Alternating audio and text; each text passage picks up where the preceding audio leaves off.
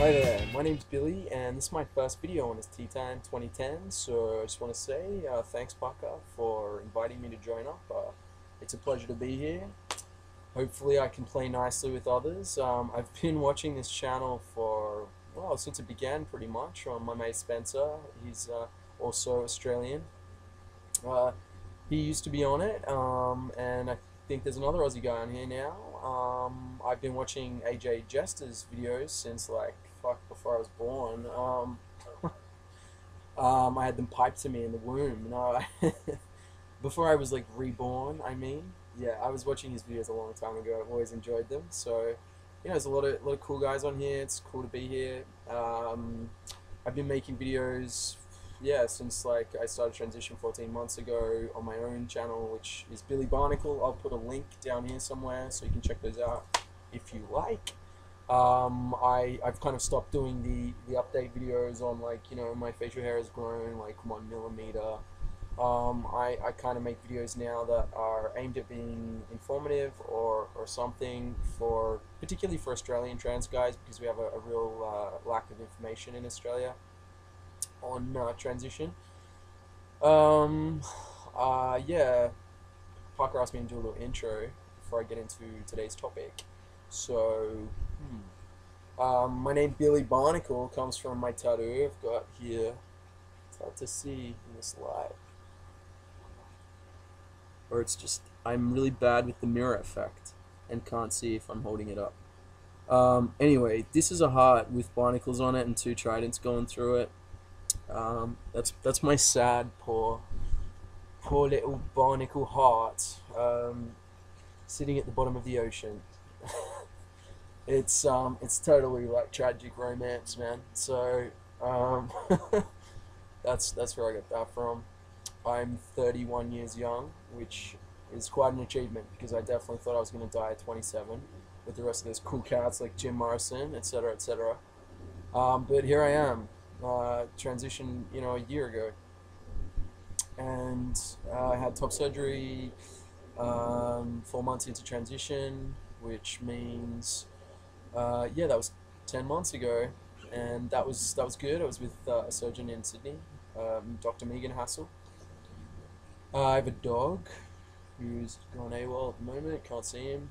Um, yeah, it's fucking cold in Sydney right now. I'm single, happily single actually. I think I'm being a bit of a selfish bastard at the moment, and just enjoying like life, looking after number one. That's about enough from me, I reckon, in terms of an intro. You can always go and look at my own videos if you have a craving to know more about me.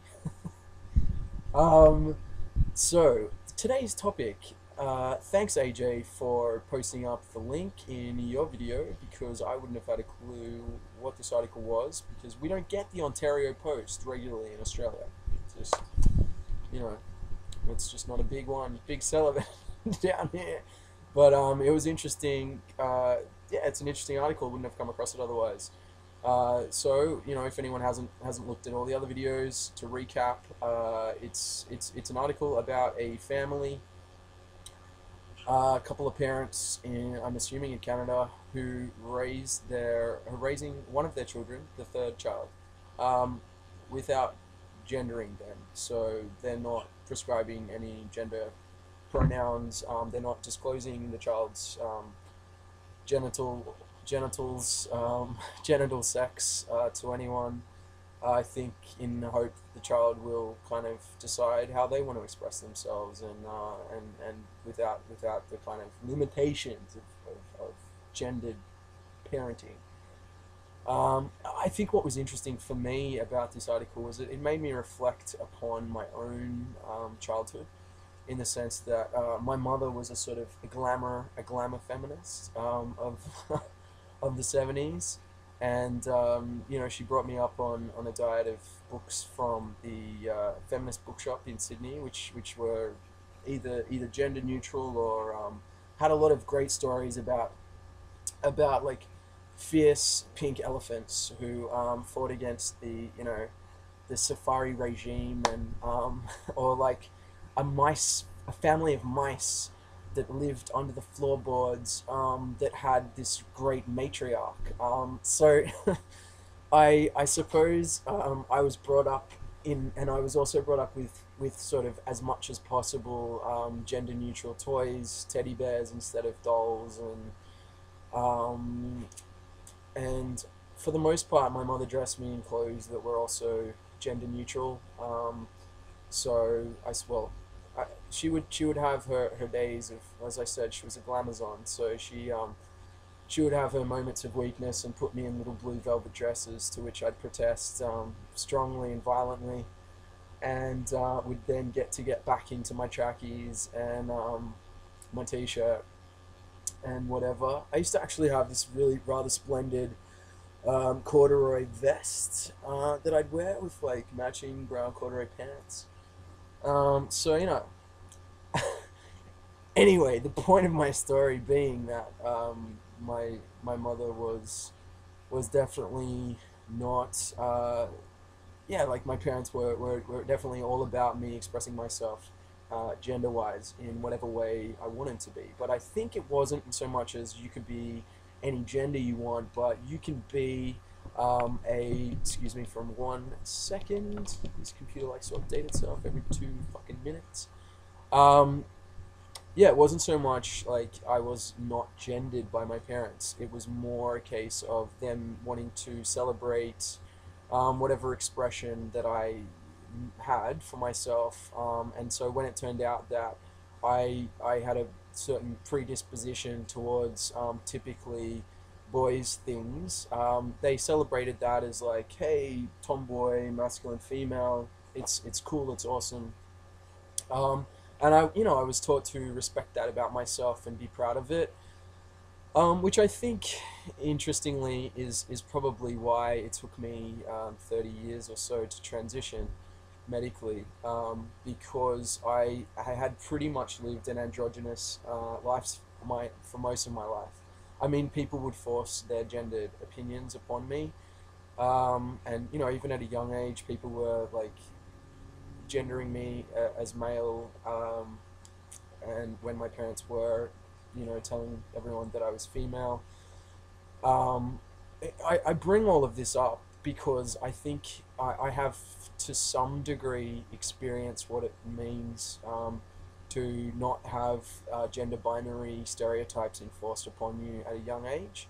And that, I think it was a positive thing in the sense that it allowed me to not have a great amount of shame about who I was and what I was into.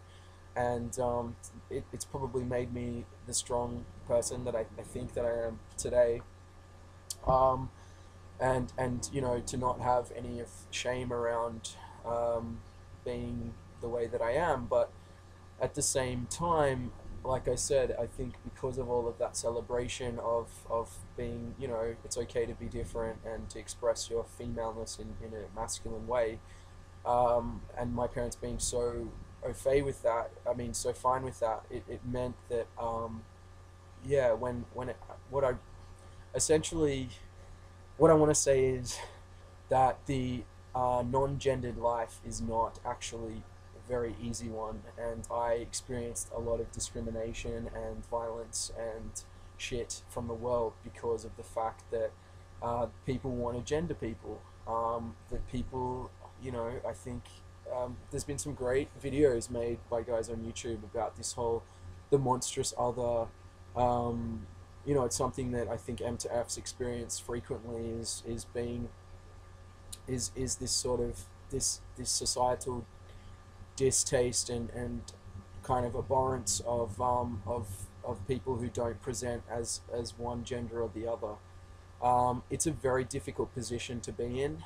I commend anyone who chooses to live that lifestyle because I have for most of my life, and I found it very hard. Um, I've got to wrap this video up now, but I'll see you all next Wednesday.